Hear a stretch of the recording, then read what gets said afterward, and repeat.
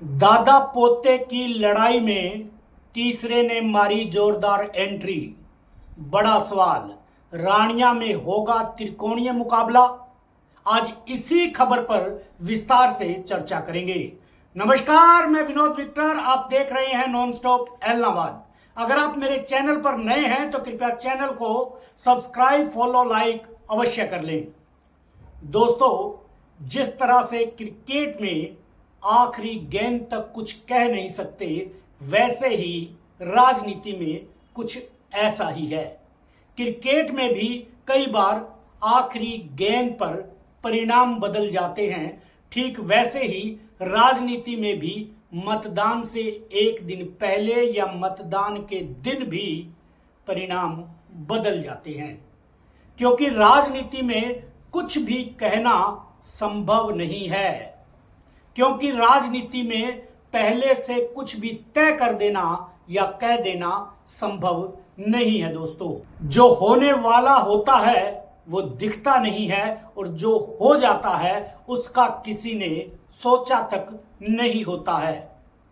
राजनीति में तो कुछ ऐसा ही हो जाता है। दोस्तों, रानिया विधानसभा सीट पर कुछ ऐसा होता ही नजर आ रहा है दोस्तों कि रानिया विधानसभा क्षेत्र की सीट पर दादा पोता की लड़ाई में तीसरे ने जोरदार एंट्री मार ली है। मैं बात कर रहा हूं कांग्रेस प्रत्याशी सर्वमित्र कंबोज की। सर्वमित्र कंबोज चले थोड़ा धीरे थे और उन्हें यहां तक आने में और रूठों को मनाने में कुछ समय लगा है, मगर अब उनकी गाड़ी ने रफ्तार पकड़ ली है। कहीं ना कहीं वो दादा पोता की इस लड़ाई को त्रिकोणीय बनाने में कामयाब होते नजर आ रहे हैं। कांग्रेस प्रत्याशी सर्वमित्र कंबोज जहां दादा को निशाने पर ले रहे हैं, वहीं पोता को भी निशाने पर ले रहे हैं। रानिया क्षेत्र इनेलो का गढ़ होने की बात पर सर्वमित्र कंबोज 2019 के चुनाव परिणामों का जिक्र करते हैं। वो कहते हैं कि 2019 में ही ये गढ़ तहस नहस हो गया था। आप किस गढ़ की बात करते हैं? वही वो रानिया के अधूरे पड़े कामों का जिक्र करते हुए दादा को भी निशाने पर ले रहे हैं।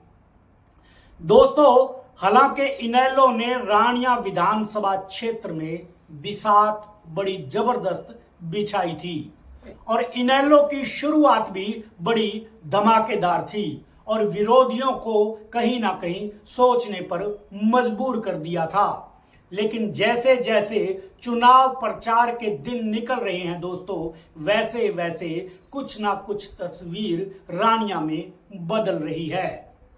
चौधरी रणजीत सिंह अनेक मुश्किलों से गुजरते हुए अपने आप को मजबूत कर रहे हैं दोस्तों, क्योंकि चौधरी रणजीत सिंह को इन चुनावों में जहां जेजेपी का साथ मिल गया है, वहीं उनके साथ एएसपी भी आ गई है। कहीं ना कहीं दो पार्टियों का साथ मिलने से रणजीत सिंह की स्थिति कुछ मजबूत हुई है। वहीं चौधरी रणजीत सिंह की और इनेलो प्रत्याशी अर्जुन चौटाला की निगाहें भी सेम वोट बैंक पर लगी हुई है। जिस वोट बैंक का सहारा इनेलो प्रत्याशी अर्जुन चौटाला को है, तो कहीं ना कहीं चौधरी रणजीत सिंह की निगाह भी उसी वोट बैंक पर टिकी हुई है। हालांकि इनेलो ने रानिया विधानसभा क्षेत्र में बड़ी अच्छी बिसात बिछाई है। उन्होंने कांडा बंधुओं को अपने साथ करके कहीं ना कहीं मजबूती का संदेश दिया है और उनकी नजर कांडा बंधुओं को पिछले 2019 के चुनावों में मिले 34,000 वोट पर है। लेकिन दोस्तों, कांडा बंधुओं को जानने वाले लोग जानते हैं कि कांडा बंधुओं का चुनाव लड़ने का तरीका क्या है और लोगों से वोट लेने का तरीका क्या है। कांडा बंधुओं का रानिया में स्थायी वोट बैंक होगा, इस पर भी संशय बनी हुई है। वहीं कांडा बंधुओं के साथ आ जाने से कहीं ना कहीं इनेलो को किसानी वोट बैंक का भी जोखिम रहेगा। अब देखना बड़ा दिलचस्प होगा दोस्तों कि आगामी समय में चुनाव किस गति से आगे बढ़ता है और चुनाव में उतरे प्रत्याशियों की क्या रणनीति रहती है। वहीं लोगों की निगाह इस बात पर भी रहेगी कि कांग्रेस के स्टार प्रचारक रानिया में आकर कांग्रेस प्रत्याशी सर्वमित्र कंबोज को और कितना मजबूत कर पाते हैं। इतना तो तय है दोस्तों, हरियाणा में बदली हवा का असर सर्वमित्र कंबोज के चुनाव प्रचार पर भी पड़ेगा और कहीं ना कहीं उनको और मजबूती देगा। आज की खबर में इतना ही, फिर मिलेंगे किसी और खबर के साथ, तब तक के लिए नमस्कार।